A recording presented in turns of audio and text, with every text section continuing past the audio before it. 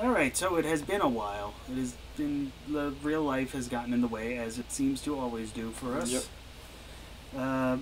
But we are back, and we can profess our love for baseball and the one team that we can all unify around as fans of New York, the San Diego Padres. Yes. It's not too far of a stretch. We're two sport bros. Padres is Spanish for fathers, and fathers, brothers. I mean, that's sort of the same thing for priests. Yeah, which is sort of what the San Diego Padres is named after. Their mascot's a friar. Yeah, so I mean, it just makes sense that we're Padre fans or bandwagoners fans. Yeah, I mean, as fans of baseball, we like other teams outside of our hometown. Yeah, like I love some Vladdy Jr. Yeah, the Blue Jays' young electric squad. The Mariners, while they're not lighting up the world, they're actually rather competent and have some intriguing players. And the Miami Marlins, they're in fourth place, but have you seen that rotation? Like, their top three guys have an average ERA of about 2.5. Sheesh. They just can't score runs. But you know what? Sounds like the Yankees. I was about to say, you want to know who isn't exciting right now? That's the New York Yankees, who are at 31 and 29, are the best New York team, but are fourth place in the American League East, and have come off a brutal 2-8, 10-game stretch where they got swept by the Red Sox and lost 2 out of 4 to the Rays. Think positive. They won 2 out of 4 against the Rays. Well, they won 2 out of 4 against the Rays, but the problem is they should have. They gave up leads in the 2 of the 3 games with the Red Sox, so they should have won at least one of them. They should have won 2. And we were all concerned coming into this season that the pitching staff would be the problem. That we didn't know what we'd get out of Kluber and Tyone after 2 injury-loss seasons. Herman after his suspension, and those have actually turned out to be fine. Yeah. Aside from the starting pitching's been pretty good. The bullpen, for the most part, has been pretty decent. I mean, Chad Green sort of had a bit of a rough past week, because before then he was like sporting like a 1.5 ERA, and gave up that big 3-run home run the other night. And a couple other things, but he's been on like pretty good point. The only problem is I think it's like 20% of the games or something like this for the Yankees, they've scored 2 runs or fewer, and you can't do that. Yeah, they have a run differential of -4. When have you ever seen the Yankees have a minus run differential? Yeah, not like that. And as much as as everyone's saying that the easy thing to blame, Stanton's not in the lineup, all things. Stanton is just the scapegoat of the actual problem. But the actual problem is this roster sucks. You can't say anyway. We didn't expect LeMahieu to regress to a 250 hitter. That's out of the blue. And Sanchez, of course, we expected about 210, 230. But Clint Frazier's hitting. The outfield outside of Aaron Judge has been a complete black hole. The Yankees at first base, I believe they said they're the worst in the majors, except for, I want to say Detroit. I forget which team it was, but the Yankees are second worst at first base hitting. Yeah, that Rougned Odor has not turned into the Rougned Odor that was an all-star. He's the Rougned Odor of recent years, where he's hitting below 200. Brett Gardner is looking like this is his last year at the rate he's playing. Aaron Hicks wasn't doing anything before he got hurt. He never was doing anything with his contract. Yeah, Clint Frazier at least has defense to make up for his abysmal. He does have like a near, I think, 300 on base percentage though. Yeah, 305, which is the best of his career. He's usually more like a. He is striking 50. Out more, which is more concerning, but he's still getting a lot of walks. Yeah, but that's also part of the league itself. Luke Voigt has turned into an injury nightmare. Yeah, and you wanted to not trade him. Yeah, well, I was about to get to that. This roster, the biggest thing with this roster is there are no left-handed hitters. When you think of Yankees, you think of left-handed hitters. Now, can I ask you a question? Yes.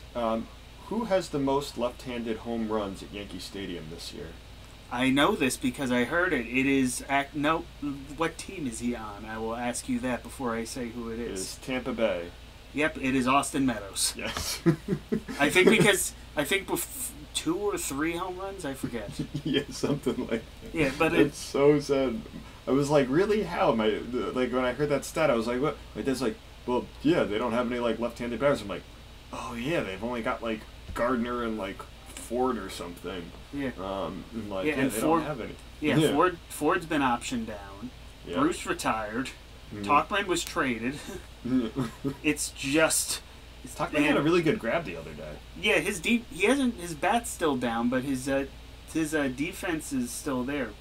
But yeah, it's the problem of I think left-handed hitters are hitting a combined like 180.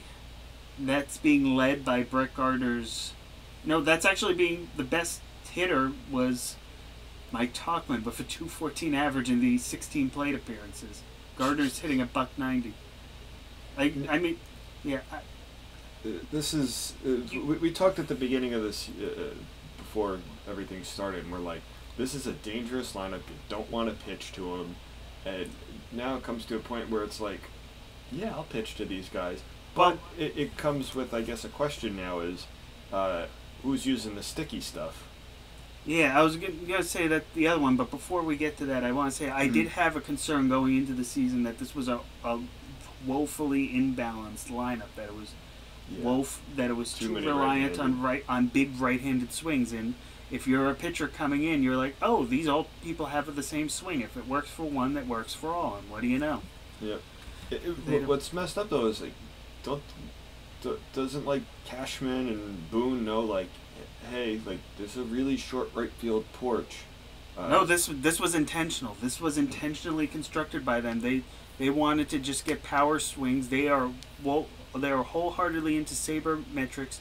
No. Damn the torpedoes. Who cares about how the lineup looks? If it's all guys that should hit, they will hit. And it's turning out it's not. I want my left-handed batters to be pulling the ball over that short right field porch. Yeah. Bring back Didi. Well, I was going to say, there are two, before we get to the pitching side, there are a couple options that are out there. Immediately on the roster, there is one outfielder they could call up, Estevan Florial, who's just 23 years old. He's had a couple injury riddles, and he's struggling this season in the minor leagues, hitting 189 between double and triple A. But he has 6 home runs to his name, and he's getting on base 100 points higher than his batting average, which is always a good sign. Yep. That he can at least get. He's always been touted as an outfielder of the future. Before. Is he a lefty? Yeah, he's a lefty. He bats left but throws right-handed. Oh, like me. Yeah. So far he's only gotten a couple cups of only played 2 games. Went 1 for 3 in each game. But I would say in the immediate problem, Gardner's not doing anything. You need some Odor's not doing anything. You need some balance in that lineup. Plus, you have some injury concerns with Judge and Stanton at the moment. So you could always use an extra outfielder for a spell. That I would say call him up immediately. And then in the trade deadline, I know it might be expensive, but maybe talk to the Pirates about Brian Reynolds, a good center fielder, young, controllable. You'd have to give up a bunch for him, but he's hitting. He's a good Johnny Damon type. Give you a 280 average, 20 some odd home runs, and gets on base. I could take that. Yeah, I take that. I know the Pirates wanted Miguel Andujar once upon a time. He's starting to warm up. Maybe dangle him out. Yeah. And then in the off season, I would honestly, as you said, I would trade Luke Voigt and then sign either one of Anthony Rizzo or Freddie Freeman, who are premier first basemen who are left-handed. Yep. But anyway, you alluded to there is a more immediate concern on the horizon, and that leads into an MLB-wide story that could break this any is time. the Yankees are not hitting like I forget exactly what the guy's first name was, but it's known as the Mendoza line, where it's like what you can't hit below 200. Yeah. And you've just been seeing this more and more and more. I'd say more than half the Yankees roster is below that Mendoza line. Yeah. You can't have that. I wouldn't say it under the Mendoza line, but they're being dragged. The constant having to throw Odor in every day, throw Gardner almost every day, throw Frazier every day. That's dragged down the team batting average tremendously. That right now the Yankees they actually improve. They're tied with the Marlins and the Rangers with a 228 batting average, which is good for fifth best. The teams below them, though, Detroit, 225, they're not going anywhere. Cleveland, 221, we expected that batting average to be down there, although their pitching has held them up. The Brewers, unexpectedly, a 211 batting average, the worst in the National League. And then the Seattle Mariners, 208. And the league-wide batting average is 237, the lowest it has been since, and I'm just doing this live. The last time it was this low was, I'm scrolling really far down actually. We might be here a while. It's actually the lowest since the 1968 season, the year of the pitcher. Yep. And what is it? I think it was like the Astros and the Red Sox were like the only two teams like above like 260 or something like that. So the best hitting teams right now are the Houston Astros, are the overall 268 batting average with a 339 on base percentage. If you want my opinion, what the best team overall is, it's that's probably them, but a close second is the White Sox, a 254 batting average and a 341 on base percentage. But if you look at these times, the Dodgers are only hitting 238. The Red Sox are hitting 257, but they only have a 316 on base percentage. Other teams that you're surprised at, let's see, the Rockies are we know that without Arenado they'd be bad, but at 244 usually they're still one of the better hitting teams, but that's still saying something. Phillies only 237. Mets are 234, but they've also dealt with injuries. But if you look at it, it's across the board. Yeah, there are only terrible. There are only 4 teams hitting 250 or better. Yeah. That is horrendously bad. Yeah. That, as I said, it's the worst since the year of the pitcher in 1968, where they lowered the mound after that season.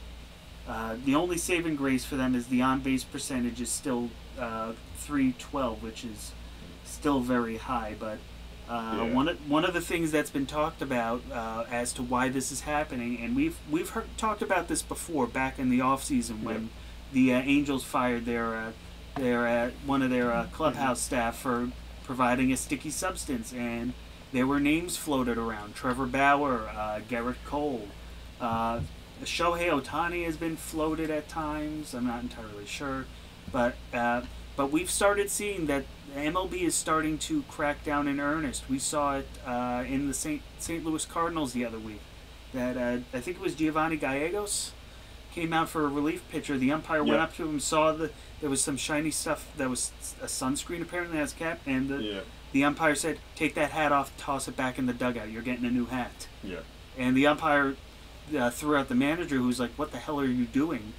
And I don't think that was because they were saying the player he just has the same hat. He doesn't change hats, so it was probably just dirty, but giving him the benefit of the doubt because it is something you get some sunscreen on your finger and you touch your hat, but I guess props to the umpire for just not messing around.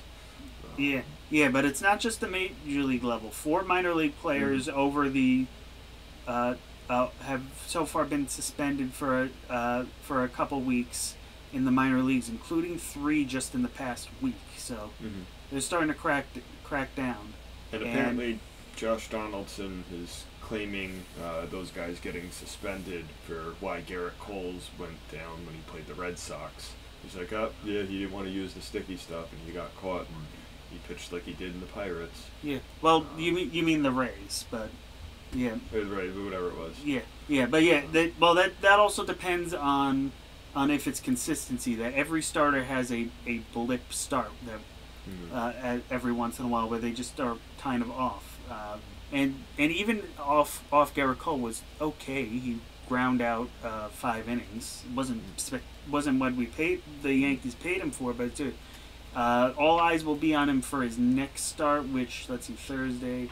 1, 2, 3, 4, 5. I think they said his next start's going to be Thursday. They're going to give him a full week and reset their rotation. So if he continues to show that diminished spin and velocity, then you start to have to be concerned. Hey, maybe they're right. Yep. But it's the problem. The problem is that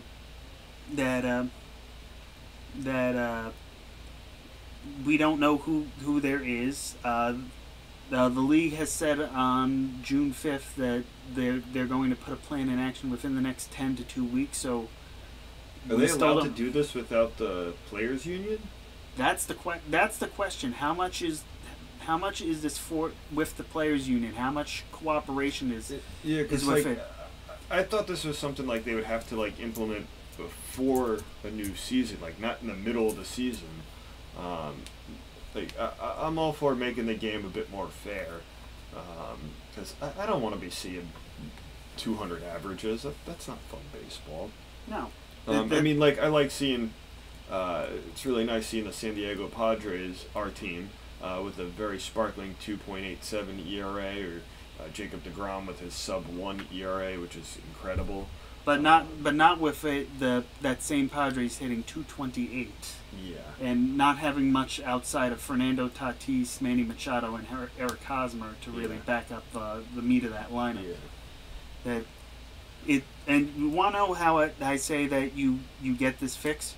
Get the sabermetrics out of the offices. Yes, it's worked. Yes, they've ground out more wins, but at what cost to the heart of the game? At what point they've wrecked the stolen? They've gotten out the stolen base guys because they said, oh, that's not as valuable to the team as a home run. They've gotten out the high average guys because they're like, oh, we'd rather have power. Yep. What is going to be left? It's just going to be an elite sport where everyone tries to hit home runs and they don't actually score anything because they're trying for the big hit and they're not trying to just shorten up and double it. Yep. Where are the Randy Wynns of the game? Where are the Johnny Damons? Yep. They don't exist anymore. No, and it's incredibly sad, and it makes for boring baseball. Yeah. I don't know. I would feel like with sabermetrics it would be like, oh, learn to just slap hit and find the hole but you don't see it. You think the best sabermetric guy would be Nick Swisher, a switch hitter, 250 average, got on base like 370. Yeah. And he always came up the clutch and was a serviceable fielder who could play multiple positions. Yep. Didn't he also have like a lot of grand slams too? Or was that Teixeira? That was Teixeira. That's Teixeira. Yeah. I'm not sure if Swisher had a grand slam. He had a good amount of home runs, but that's who I see as the sabermetric guy. Switch hitters that get on base a lot. Yeah. That I don't care if they hit home runs or not. If they're getting on base, they're putting pressure on the pitching staff. And that's with Aaron Hicks. Like, he got on base a lot. He walked. He was patient, but he just didn't hit quite enough to get that on base percentage where it really needed to be, and that's what was hurting him. Like, if he could bring up his average like 50 points, because he's hitting like 220, if that. If he could hit the 250 Nick Swisher does, I would like him more. But he's turned into a 220 hitter who gets injured all the time. Yeah. I'm sorry, I see him as a very expensive fourth outfielder at this point. Yeah, that's what he is. Yeah, but let's not worry about the Yankees that much. Yeah. We can. Can we just like look at the standings real quick and? We can do that, and then I got a fun thing we can do. But so right now, as we said, the AL East, it's a 4-horse. It's Yankees are a fourth, but that fourth place is still good for 2 games out of the second wild or second wild card slot. That the Rays have 38 wins which is the best in all of baseball. Red Sox are right behind them at 36. The Yankees technically have the third most wins, but they are down 2 in the loss column from the Blue Jays, who've played fewer games. So by percentage points, the also Blue Jays by are run third. differential too. Yeah, by run different. But yeah, when you look at this East, that the 75 run differential for the Rays, No, plus I just want 75, to plus point 52, that out, plus 36. With the Rays, the run differential plus 75. When we recorded, I don't think it was the last time, but the time before, I had like pointed out like the Rays were like a minus like 20 or something in their run differential. They have definitely become a better team since then. They're definitely finding things more. They're settling at the bottom of the division, and they're probably back where they probably should be. At the top of that division. Yeah, but that only one other division right now, as a recording, has 3 teams with a plus run differential, and only 2 total have 2 or more. So that says I still think there's a good chance that both wild cards in the American League come out of the East. That I think the Blue Jays are definitely better than that 30-27 record, and if the Yankees can get some hitting, they're definitely better than their record. Yeah. And we don't talk about the Orioles. Or the Red Sox. Yeah. Orioles have. Well, we talked about them, but yeah, over to the Central. Actually, I do want to talk about the Red Sox. What about? I think it was Xander Bogaerts trying to stretch out that double the other night. I commend him for that, for giving it a shot. I don't think you see that enough. No. Just trying to run and do it. Like, he got back to the dugout and his teammates weren't disappointed. They patted him on the shoulder like, hey, you gave it a good shot. You tried for it. You didn't do any sabermetrics-y stuff. You just felt like as soon as he hit the ball, he was like, go, go, go. You could hear him because he was mic'd up that game. Yeah. And he was already thinking double. He wasn't like, let me watch the ball. He was right there. So I commend him for that. Yeah. We learned 2 things on that play. One, that Bogaerts is probably the most underrated shortstop in the league right now. Mm-hmm. And 2, Miguel Andujar has a better arm than people think. Yep. Anyway, moving over to the AL Central, to no one's surprise, the Chicago White Sox are leading that division. Mm-hmm. They're tied. They're tied with the Red Sox for the second best record in the American League. Plus 85. Yeah, plus 85 run differential, which is by 2 the best run differential in the league. Which is no surprise. I told you, I think they have the best hitting lineup. And as I said, the biggest surprise on there to me is Yasmani Grandal, which Is he still hitting 600? He's still hitting like below 200. He's only hitting 153, but he is the most bizarre player in the league right now. 153 batting average, a 392 on base percentage. I've seen more games from him where he goes 0 for 0 with 4 walks than I've ever seen anyone else.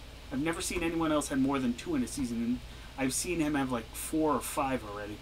This guy just, even if he can't hit you... Wait, I'm looking at his stats. Sorry, I was thinking of the wrong catcher before. Yeah. With Grandal, he's got 45 walks on the season and 46 total bases. Yeah, he's leading the... he leads the majors in walks.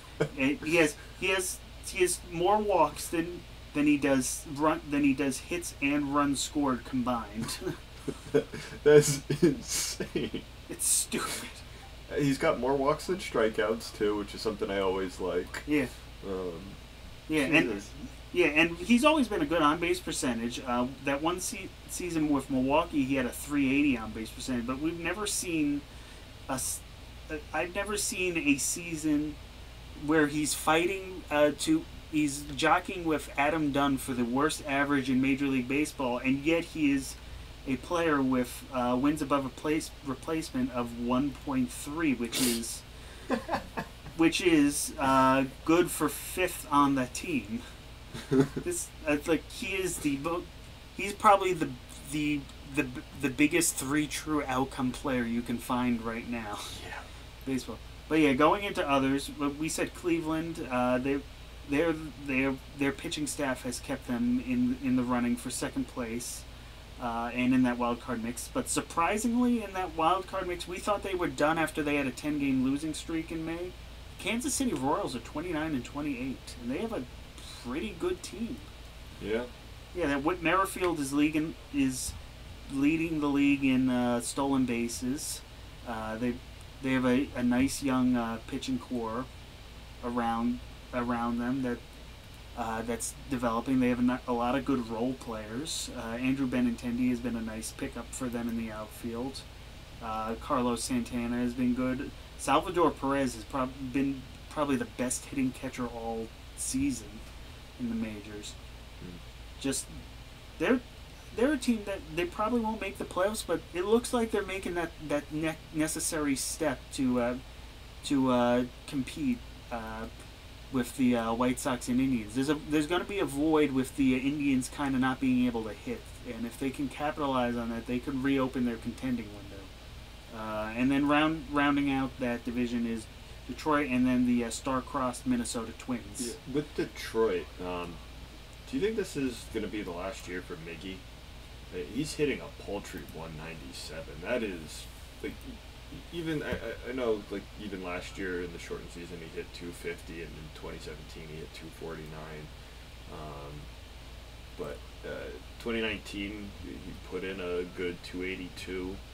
But this is just I don't know. Here's my question then. How much if you're the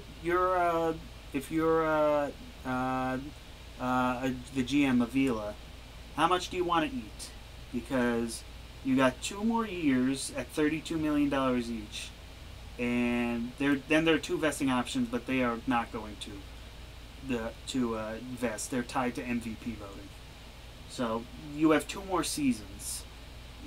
I could see them eating the last season. I can't see them eating this season and next season, because that $32 million, that is a massive chunk of payroll to just be dead money. And I said the danger is what happens if he becomes serviceable on another team. Look at the Angels, that they cut Albert Pujols, and while he's not hitting the Albert Pujols of old with the Dodgers, he's being serviceable.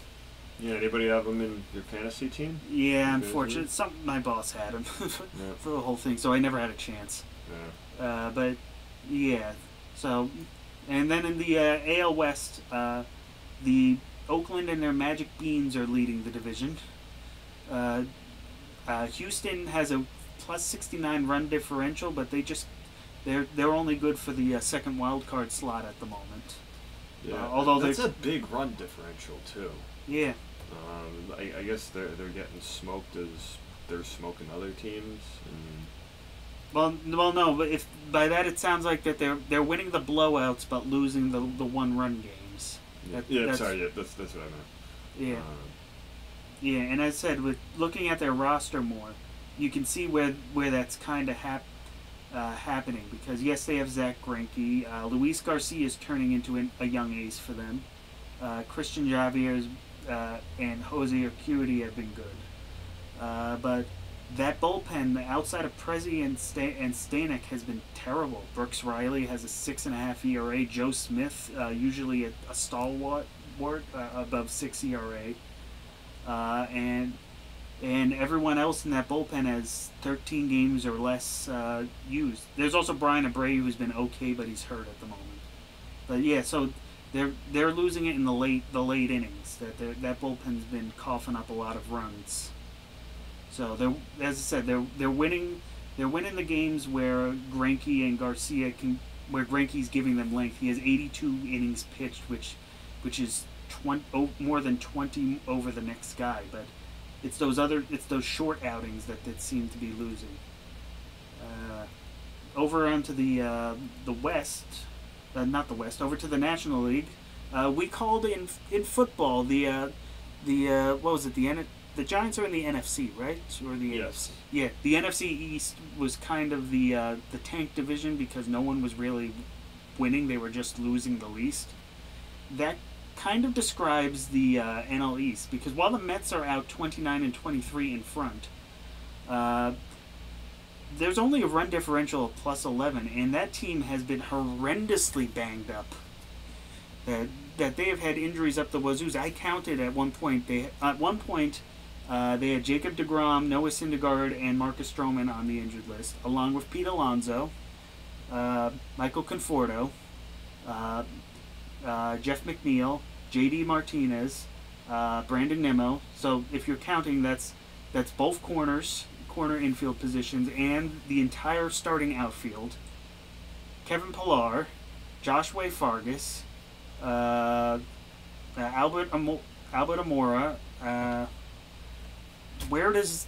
What is this, like the 2018 Yankees? Yeah, it's the injury bug in there. Meanwhile, you have Atlanta, who 3.5 games back,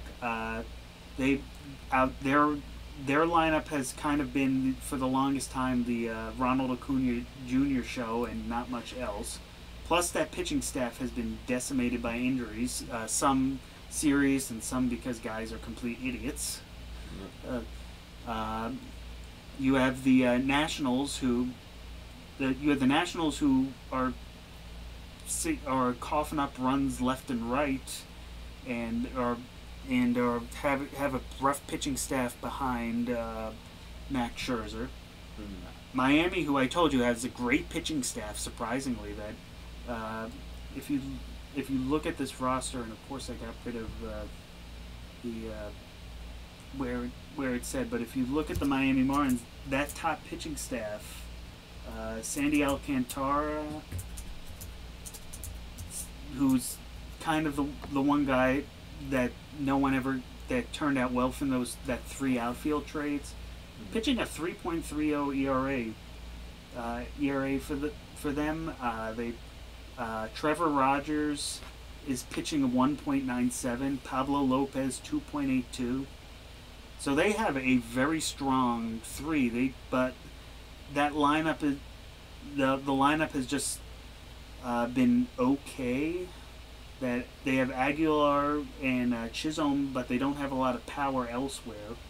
And that bullpen's been good but not great. Mm-hmm. And then the Philadelphia Phillies, where the last several years it's been the pitching. The hitting's been well, but the pitching's not been doing great. It's now the opposite. There is a pitching staff.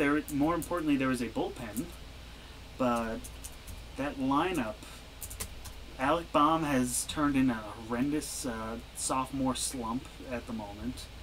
Bryce Harper is hitting okay. I guess a respectable 273. 273, but the power's not there.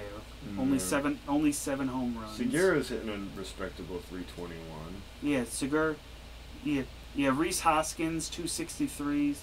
McCutcheon's only hitting 225. Told you, Baum's only 209. Didi's is slumped to a 229 batting average. He misses that right field porch, I'm telling you. Yeah. So that lineup, and I said their pitching staff's doing well, but that looking at it again, they're. Ronald Torreyes is on the Phillies? Yeah. Oh, okay.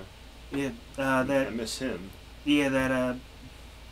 That outside of Wheeler and Nola, that the back end of that starting staff has not been great.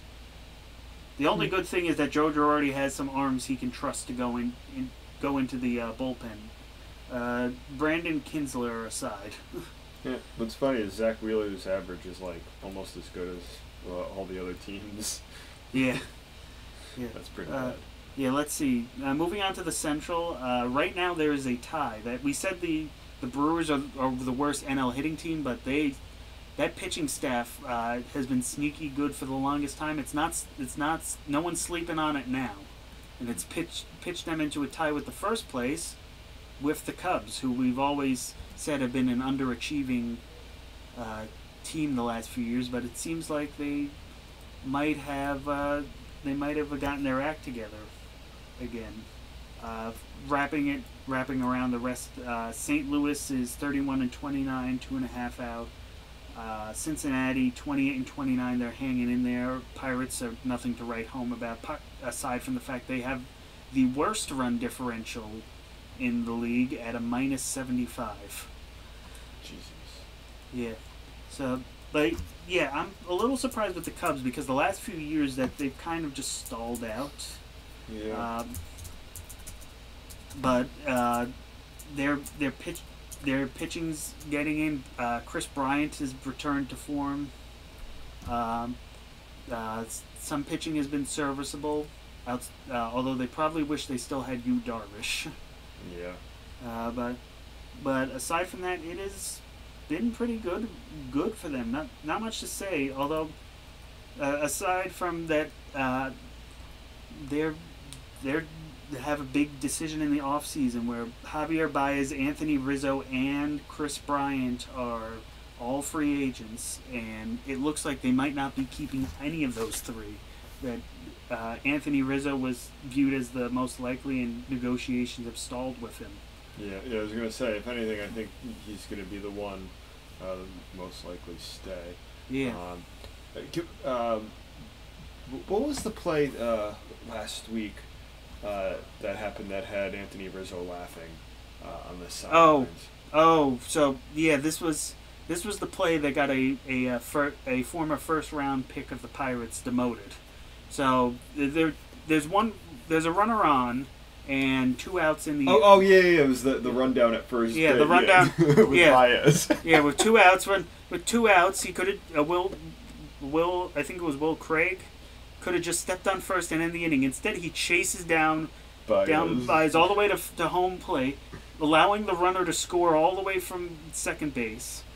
Then he botches the throw to first base, so that Baez is on second base. and then Baez ends up scoring again because like the right fielder misthrows the ball or something. Yeah, and and you want to know what the Pirates lost the game by 2 runs. Yep. The 2 runs that they blew on that. Yeah, Anthony Rizzo is just dying.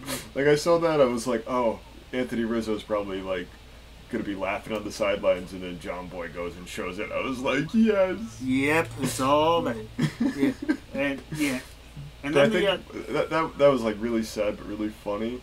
But yeah. I guess one of the other weird oddities, I think it was a college game. The pitcher threw the ball and it got by the catcher. The catcher's like looking for the ball. The umpire's looking for the ball. Where's the ball? It's in the umpire's pocket.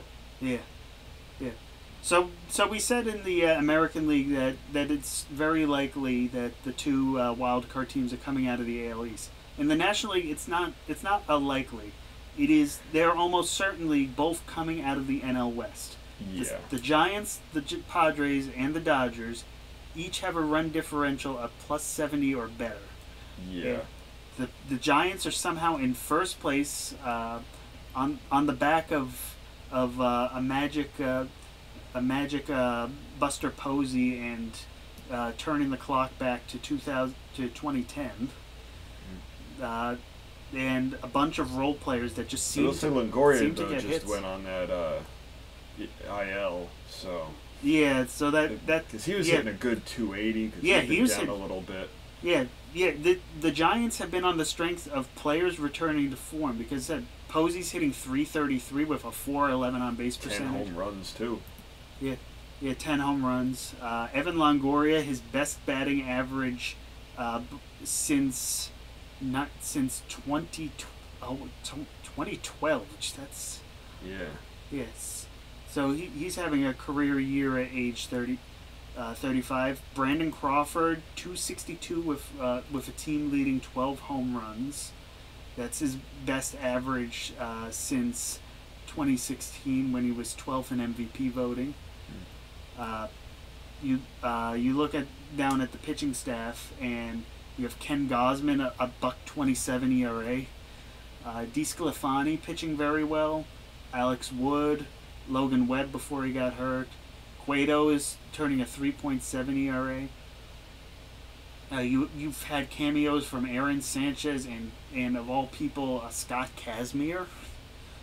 Scott's Kazmir sweater? What? After 5 years, Scott Kazmir reappeared for all three games. Kazmir reappeared.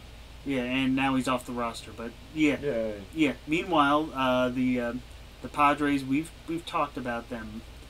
We can't talk about them enough. That they have Tatis Jr., the best hitter in the league. They have probably one of the best rotation 1-2 punches. I mean, they've got the lowest ERA. Yeah, and the best 1-2 punch in Yu Darvish and Joe Musgrove. Blake Snell's been a disappointment, and Chris Paddock's taken a step back. But Dinelson Lamet has returned to form. Ryan Weathers is turning into a rookie sensation. Mark Melancon is probably one of the best closers in the league. The only knock against them, as I said, is their average. That they have Hosmer, Cronenworth, and Tatis, but Manny Machado's only hitting. And Trent Grisham. But aside from that, Will Myers is hitting 250, and the rest of the lineup is hitting 230 or worse. Yikes. Yeah, Machado's hitting 232. Tommy Pham is hitting 223, but getting on at a 358 clip. So I can overlook that right now. But they're winning they're winning the games that they need to. Their bullpen's been lights out. And then the Dodgers. They're the Dodgers. They won the World Series. They brought back most of the same team and added Trevor Bauer, who we'll see what happens with the league. But sticky stuff. Yeah, but they said Bauer was a luxury, and he's turned into a necessity after Dustin May went down for Tommy John surgery. Yeah. But yeah, Dodgers have probably the best playoff rotation. That Bauer, Kershaw, Urias, and Buehler. The highest ERA out of that is Kershaw with a 3.66, and even then he's still 7-5. Yep. So they'll still be a dangerous team. Their lineup is still as is. Mookie Betts is slumping a bit. He's kind of in the same boat LeMahieu's in. But Chris Taylor is doing well. A.J. Pollock, Justin Turner, Gavin Lux has come up in the clutch. I don't want to jinx the Giants, but if you sort of remember, this might even be like 8 years ago, where they were leading the whole MLB in wins and everything at the All-Star break, and then they fell apart after the All-Star break, and then barely got in on the playoffs. But I think that was like that first year where they didn't win the World Series in that even year. So I guess keep an eye out for that as the Dodgers kind of figure out how to win more games again. But I think the Dodgers and Padres will overtake the Giants. But I wouldn't be surprised if all three of those teams play like they are now. When you see like what happened in the Central when the Cardinals, Cubs, and Pirates all won like 98 games that year. Yeah. The rest of the division isn't that noteworthy, but I do want to talk about the Diamondbacks. And their snazzy uniforms? No. So on May 1st, they lost. They came into May 1st with a record of 15-13. They are now 20-41. They had probably one of the worst stretches imaginable in May, where they go. Let's see. They went 5 and 1, 2, 3, 4, 5, 6, 7, 8, 9, 10, 11, 12, 13, 14, 15, 16, 17, 18, 19, 20, 21, 22, 23, 24. 5 and 24 for the month of May, including a 14-game losing streak. Sheesh. And to start off June, they are currently they're riding a 5-game losing streak and are 1-5 in the month. Yeah, because like from the middle of April down, they had a pretty good run. Yeah, and if you look at their peripherals, it's not bad. Carson Kelly's hitting 270 with a 400 on base percentage. Pavin Smith has been a nice rookie sensation for them at first base. Eduardo Escobar has been nice. I know Ketel Marte's been hurt, but he's when he's healthy, he's there. Jorge Rojas, or not Jorge, Josh Rojas. Yeah, he's got a good 335. David Peralta. Yep. Yeah, Asdrubal Cabrera, they've all been doing well, and on the pitching side, it's nothing that great, but Bumgarner was serviceable for a while, uh, but then everyone got hurt. Bumgarner's hurt, Luke Weaver's hurt, Zach Gallen's hurt, Taylor Widener's hurt, J.B. Bukakis is hurt, Corbin Martin, Chris Davinsky, and they haven't been they don't have a steady starting staff, and that's what's been killing them. But it's been killing them way more than anyone expected. And I think at this point, it's sad as Bumgarner leads the team in wins with 4. Yeah. At this point, manager Torey Lovulo, excuse me, I forget. Lovulo has been with the team. This is his 5th season, and up until the last 2 years, he's done a good job. 3 winning seasons, but it's 20-41, and with just how long do you give him with the streak that's been going on since May? The team has been let's see, doing my math right, 6-29. At some point, something's got to give, and the manager is always usually the easiest thing to go with. I don't know how much he's under contract with. That might muddle things up, but you can't let this go on for much longer. You got to do something to shake up the team. You know what's good for shaking up the team? The All-Star game. That messes with all the teams. Oh yes, of course. The All-Star ballot is now live. They're doing things a little differently this season. That from June 3rd to June 24th is you can vote for however many players you want, regardless of position, up to a maximum of the starter amounts, which is 19, I think. No, or something like that. And then from June 28th and July 1st, the top 3 at each position will make it to the next round, and then it will be the traditional. You can only vote for one person at position. So I guess in the spirit of the early All-Star game, I want to do where we kind of fill out a ballot, and we'll go into the spirit of the old style and just pick one at each position just to make it easier for us. So that's one for every position except per league, except for the outfield where it's 3 per, and the DH where we can only vote for the American League. The National League is kind of... We're going to vote... Well, who's hosting? Is it an American or National League team? It'll be at Colorado, so I presume it's going to be a National League. Well, for shits and giggles, I think we should do National League DH. Well, I guess we'll after everything, we'll just go back and see what other hitter we'd go in the National League. So for American League, first base, this is an easy one. Vladimir Guerrero Jr., 333 average, the best in the American League at the position. Leads the American League and I think the majors in home runs. 47 RBIs, that's best at the position. That's slam dunk. National League, looking at it, there's nothing as clear cut at this position. That there are a couple guys that are good. I go with Max Muncy, 264 average, 13 home runs, 30 RBIs. But what attracts me to him is the OPS, a 950 OPS plus, which is the best at first base by far and away. Yeah. It's just sad to see guys like Freddie Freeman hitting 229, Goldschmidt 250, Rizzo 255 isn't too terrible. Yeah. Joey Votto 226. Like, these are guys that we're used to seeing hit at least like 310. Yeah, I'll say the surprising thing, the 3 guys I would say would be in the running based on their stats. Max Muncy you expect, Rhys Hoskins you expect, not Jesus Aguilar.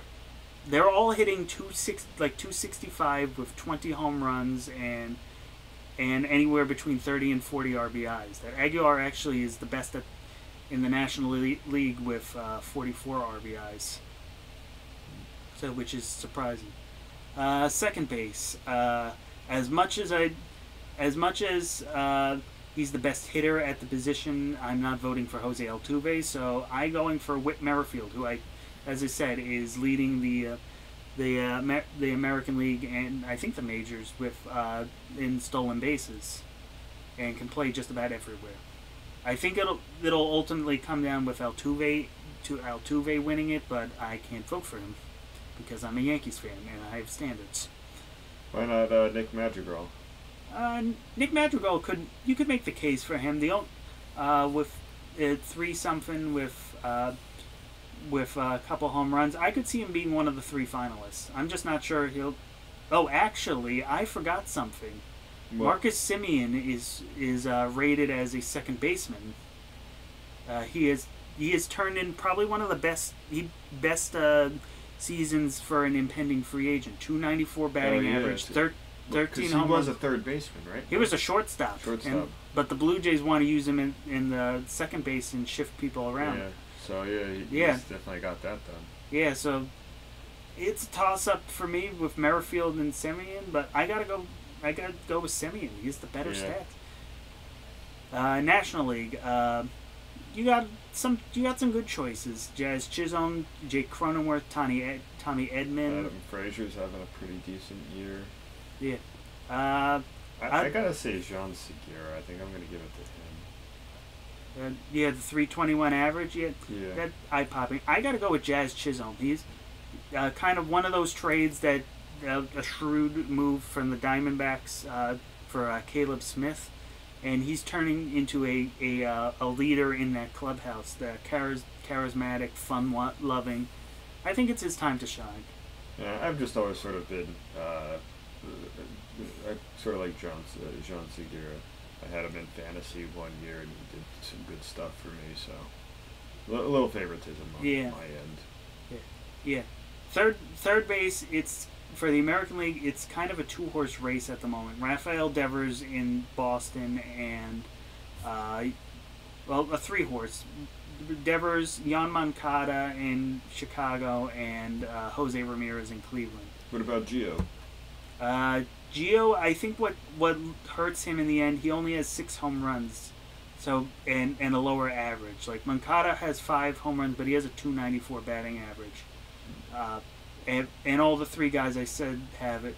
As much as I don't like doing this, unlike with the Astros, I will respect a Red Sox player that's doing good. And Devers 278 batting average, 48 RBIs. I've always liked him since he's come up with the Red Sox. He's kind of their Mookie Betts after Mookie Betts left, the young star that came up with the team. So I'll say that. What do you say? No, Devers. Oh, Devers? Yep. Yeah. It was either him or Moncada, but I don't know. He just Moncada's got the way better well, I guess not way better, but Devers definitely has more home runs, more RBIs, and a way higher OPB or OPS. Now National League is interesting. There are several good choices. Chris Bryant, a resurgent season. Austin Riley. I was just about to get them. Justin Turner has gotten on base well. But remember where this is being played at. This is Colorado, where this is being hosted now after political shenanigans that we've gotten into before and we don't need to get into now. Took the All-Star game out of Atlanta. Nolan Arenado was traded in the offseason from Colorado to St. Louis. And for that reason, give Nolan Arenado a swan song in Colorado. That's kind of a middle finger to Dick Morforth and how he can never build a team or spend the money right on that. Give Colorado fans one last good look at him, especially since I'm not entirely sure who the representative is for the Rockies in the All-Star game, since Trevor Story's not having that great of a season. Who do you say? Do you go Arenado or do you go with someone like Well, I'm on the official MLB.com All-Star thing, and it's saying J.D. Davis on the Mets has a 390 average. He's also been hurt for like a month and a half. Trust me, I wish he wasn't. He's been out my fantasy team, and he spent more time on the injured list than he has been hitting. I kind of like Austin Riley. Yeah, I would say if it wasn't for the storyline of Arenado, I would go with Riley. That he's been very serviceable. Chris Bryant's got a good case as well. I mean, his numbers I think are slightly maybe better. He's got a little bit higher OPS, but I kind of want to give it to the underdog a little bit. Yeah. I'm going Austin Riley on this one. Yeah. For shortstop, the American League, I kind of had. I could give it to Xander Bogaerts. He's probably going to be the starting shortstop with his stats. However, there are a few other players I want to give some credit to. Adalberto Mondesi, unfortunately, has been hurt. He would have been my go-to pick. Gleyber Torres has brought his batting average up even. The home runs will have to wait until the next trip to Camden Yards. Joey Wendell has been a very nice player for the Rays. But Tim Anderson's always been kind of like the heart and soul of the White Sox the past several years, along with Jose Abreu. 297, 6 home runs, 22 RBIs, a good clubhouse leader. He's not going to start the All-Star game, but I at least want to say he deserves to be an All-Star this year. I just think Bogaerts just has the better numbers. Yeah, and I respected that hustle from the other day. So yeah, I just don't want. And again, OPS is way better. Yeah. Yeah, I just don't want to give it to more than one Red Sox. Well, it's just. I'm gonna respect the numbers on this one. Give it to Bogaerts. Yeah, National League has, as I said, National League's interesting. The usual suspects out. Tatis is my pick first and foremost. I don't think there's really anybody else. No, and that kind of speaks to things. The usual suspects have been absent. Javier Baez, his struggles the last 2 years have been well known, but Didi Gregorius, 229. Francisco Lindor has struggled mightily this year. Corey Seager's only has 4 home runs. Trevor Story only has 5 home runs. Could have changed to New York help? A change to anywhere probably helps because that lineup's anemic. The only other good All-Star shortstop I see here is Trey Turner, a 311 batting average, but he doesn't have the 17 home runs that and the one or the swagger. Yeah, or the swagger that Buster Posey has. Not Buster Posey, Tatis. Excuse me. We haven't gotten to catcher yet. Well, I mean, I think you kind of jumped the gun on that one. Yeah, well, we're here. And as I said, catcher, as much as Yasmani Grandal is the most interesting player in Major League Baseball right now, we can't deny that. Yeah, it's definitely Gary Sanchez. No. Yeah. The best catcher in baseball right now is Salvador Perez. 275 average, 14 home runs, 40 RBIs. Look at both the American League and National League. Tell me that he is not the best catcher. Wait, what about the other catcher for the White Sox? He's played just as many games as Grandal. He's pretty good. Well, it's the problem. Mercedes? Yeah, he, I believe, is being counted he's in the DH. He's been DHing more than anything else. Oh, okay. So, yeah. But, yeah, I think blowing away even the National League, Salvador Perez is the best catcher in baseball right now. Yeah, that I would say if it wasn't Perez, I'd give it to Grandal, just because of that bizarre stat line. But National League, I would say it's a little. It's got to be Buster Posey. I mean, you can't disrespect Yadier Molina and his Gold Gloves. Yeah, and that framing he does is ridiculous. Yeah, and JT Realmuto is probably has the best average out of any catcher that's been a full season. And Omar Narvaez has been a surprise, but Buster Posey just out of nowhere is hitting it, and that's there. So it's Perez and Posey. What is this? This is the 2014 World Series all over again. Yeah. Outfield. We're not going to go into every single minutia. There are just too many outfielders. Yeah. So. I think you got to put in Byron Buxton. No, he's been out. Yeah, he's been hurt. Weeks. Yeah, I'll just go over. He still has 9 home runs. Though. Yeah. There have been some. There's some guys. I'm gonna go. My first choice, Aaron Judge is putting in a resurgent season. He is definitely one of those 3. Second, I would go with as I said, Mike Trout would normally be my center field pick, but he's probably going to be voted in. The problem is he's out another 5 weeks. I'm not sure. You're not even sure he's going to be playing in. So otherwise, I would vote for him, and he would probably get in. But yeah, because he definitely had the numbers.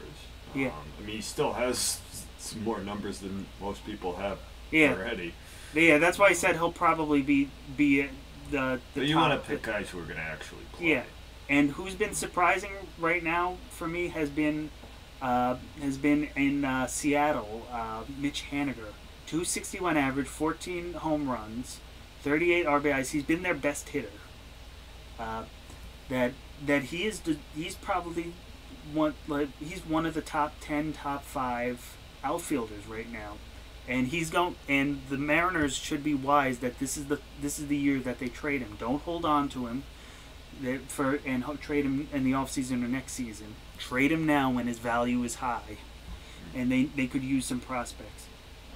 Third outfield, as I said, Trout being hurt kind of complicates things because there isn't really anyone that's there. Like Kyle Tucker would normally be a good pick, but he's on the Astros. What do you make of Benintendi? Andrew Benintendi said he would.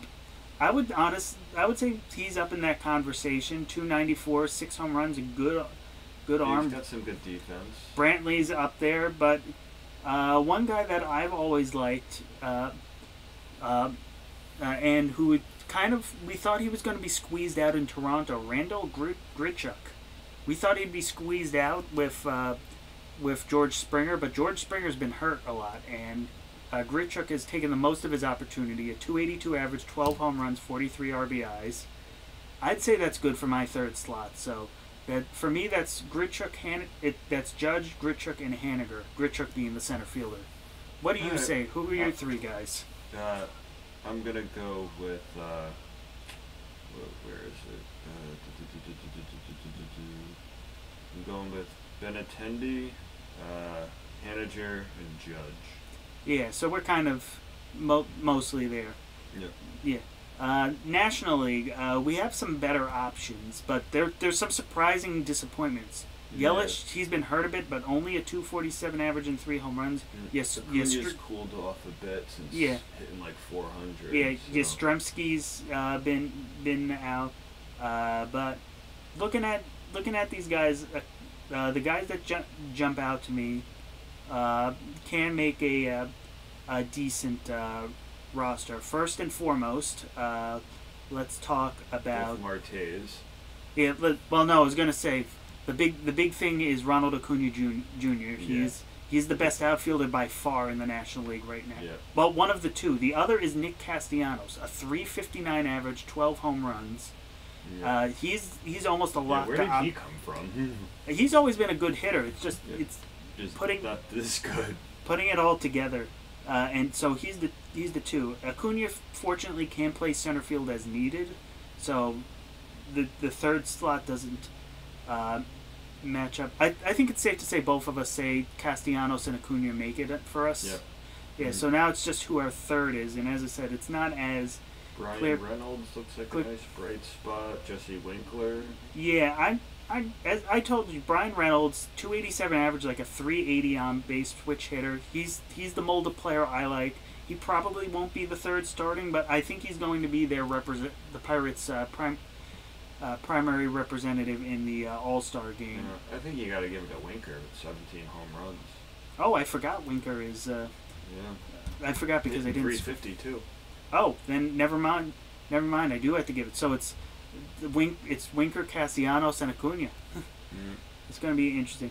DH, we can only vote in the American League, and there are a lot of good options. Nelson Cruz is once again defying age. JD Martinez is having a bounce-back year. JD Martinez, Yermin the Mercedes has come out of nowhere. But there is... I like Ohtani. I was going to say, there is only one person you could say. Ohtani... Ohtani or Martinez, I think it comes down to. Yeah, I mean, by average, if you go by just who they are, their stats, JD Martinez wins out, but gotta respect what Ohtani's doing. That he's doing this while pitching. Yeah, and considering his OPS is just slightly below Martinez. He's got more RBIs and more home runs. He just doesn't really have the average at that point. But yeah, it's got to be okay. Yeah, and the average is kind of the fault of the lineup around him. That without Trout, that lineup is looking very empty. Yep. Yeah, and now we said that DH we can't vote in the National League, but kind of who's our honorable mention for the National League? Someone that we wanted to vote for, but we don't have the position available for them. Let's see. Adam Frazier looked pretty decent. Let's see. Yeah. Maybe Arenado? I voted for Arenado, so that would be yours. For me, I'd say Chris Bryant, 309, 13 home runs. I think that'll be my honorable mention. Yeah.